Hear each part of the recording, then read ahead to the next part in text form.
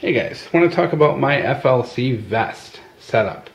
Now I got this vest quite a few months ago and I started working on it, and I kind of got derailed, to be honest, because the safe act kind of really screwed things up here. And I hate even mentioning it in videos anymore because, you know, the comments are just, you know, I understand, guys, it's, you know, it's a messy situation for all of us, but you know, I wanted to show you this kind of setup I had because I am going to have to change this. We've only got about a month, like just shy of 2 months left on being able to own our pre-band mags. So I actually have someone out of state who's going to be holding on to those, hopefully, for me. Another YouTuber, by the way, who's kind enough to babysit these guys until we can get this law repealed, because I am not selling them. I have a lot of money invested in these pre-bands, and I am not selling them, because if this law goes away, I want to be able to get these back and not have to pay the fortune I spent for these things. So with that said, I want to convert this over to a shotgun vest that'll be compliant with the SAFE Act. And I know right now you guys are probably screaming, don't comply, why should you change your vest, yada yada yada. And guys, I 100% get it. I really wish I wasn't boxed into this corner, but you have to bear in mind, every one of these pre-band mags that I legally bought in a little under 2 months, these are going to be Class C felonies, punishable by 3 to 5 years apiece. So you're looking at a minimum 18 years there, a maximum of 30. And I know you're going to say, well, they're not going to charge you for all 6, or they won't give you, you know, 15 years or whatever, but you're free to Google the name Elian Haddad, who is a soldier out of Fort Drum up in Watertown, New York, who got busted with 3 magazines, and he was charged with the felony. They weren't pre-banned, unfortunately. He brought in from out of state a couple magazines, and they are looking to actually give him a decade in prison for 3 magazines. So they take this law very seriously. And this isn't even a SAFE Act bust. This is pre-SAFE Act. The guy just brought in pre-banned mags. You know, he's a soldier from another state, and he just didn't think and brought the mags in. And so it shows you the environment here in New York. And I'm sorry, guys, but I'm just not willing to do a decade in jail over this vest.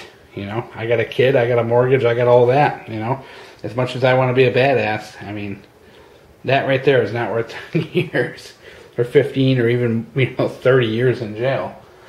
So I'm going to change it, and I regret it, and I don't like it, and I hope you guys understand.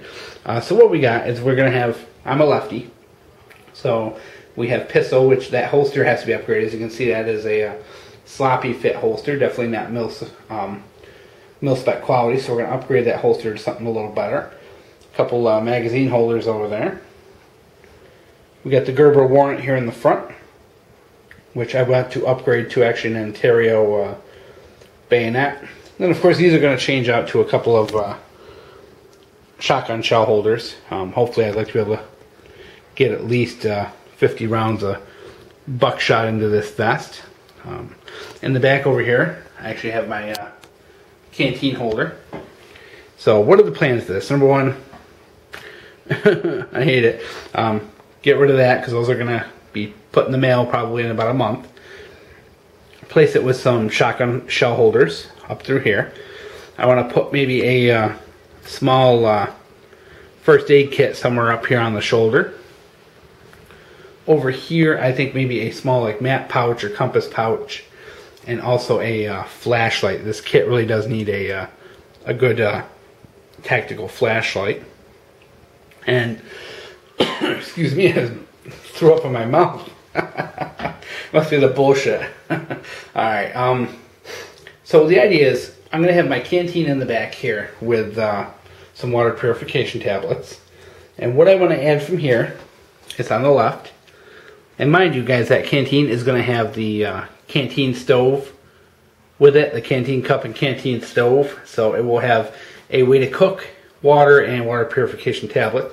On the left here, I want to put one of those MRE pouches down on the side.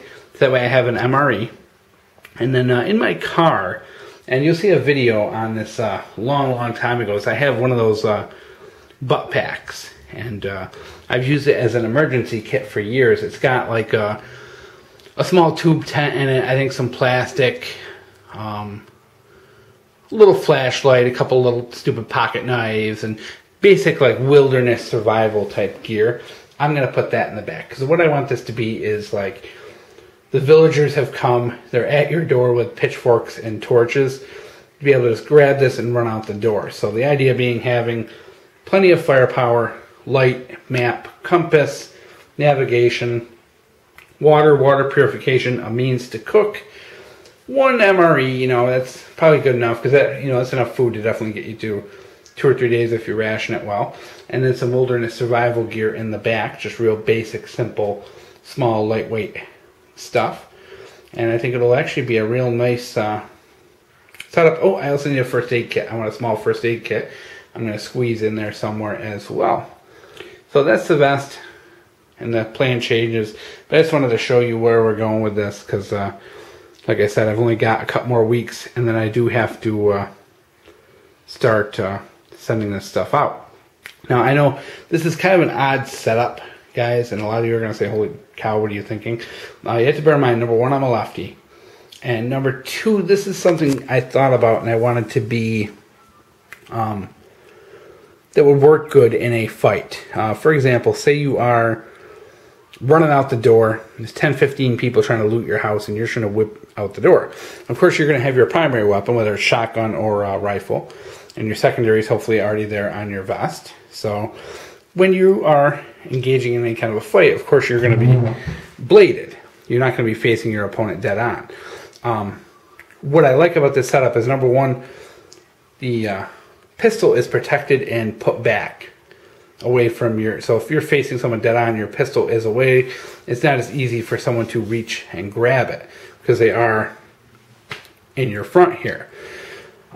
Secondly, you have your magazines here as almost kind of a little bit of a shield, or your pouches or whatever. They're going to act as a little bit of a shield, so they will kind of protect your guts from anything like maybe a knife or anything that someone tries to get you with. And likewise, that's why I want to make sure I kind of spread out the shotgun shells and stuff throughout the whole upper chest area, so it will act as a bit of a shield. Now I want to keep the left shoulder, of course, kind of free and clear, because that's where a gun is going to be. So I'm going to load this sucker up as much as I can and leave a little bit of daylight here on the left for a gun. I'm a lefty, of course, so I do everything weird. I load magazines on rifles from my right hand.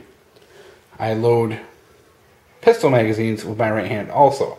But just the way I hold them, I find it much easier to have the pistol mags over here and the rifle mags over here. It's just weird. I do everything in reverse.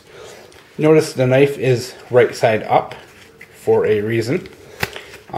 Say if I am in a position to fight and I'm on the ground, I don't want this knife pointing downwards, because if I have to reach way down here to grab this knife and then pull it down even further to get it out, if someone was sitting on my stomach or my chest, I wouldn't be able to access this knife. So I want it pointing up, so if I am on the ground fighting for my life, I can reach over, snap it, and pull it up and out. So it's a little more accessible and tougher for someone to block that on me. Likewise, same thing with the holster. I know a lot of people put the holsters in the front kind of high. I didn't want that, because same thing, if you are on your back fighting or engage with someone, if you reach up to grab your chest, it's very easy for someone to block that hand, to hold your hand, to pin it against you. You don't have a lot of leverage when your hand's up against your chest like that. So I wanted it down on my side where I have a little more leverage. Plus, if I am on my back, this isn't something someone's going to be sitting on. I should hopefully still have access to it. And plus, too, if I am in a situation where someone comes up and tries to grab this, say I've lost a shotgun or ditched it, and someone comes up and is fighting with me and is trying to grab this, I can turn my body away and hide that from them. Meanwhile, I've got this knife I can be grabbing with my right hand. So I effectively have, one long weapon, a gun I can access with the left, and a knife I can access with the right, but also from the left as well, but not as easily. So it's kind of set up in a way where if I do have to, get into a fight with someone, it's has a lot of that in mind, that pointing away, you know, because you're getting ready to fight someone. And so the pistol's protected in a way. You have your right arm to stick out, say, hey, get the hell away from here, you know, kind of push them away and make a little room where you can then grab and deploy the secondary blade. And like I said, you also have your mags that will protect your stomach a little bit and your lower chest area. So I kind of like the whole setup, and it does work well. And then once I finish up and change this around again, I'll show you that. And hope you guys enjoyed.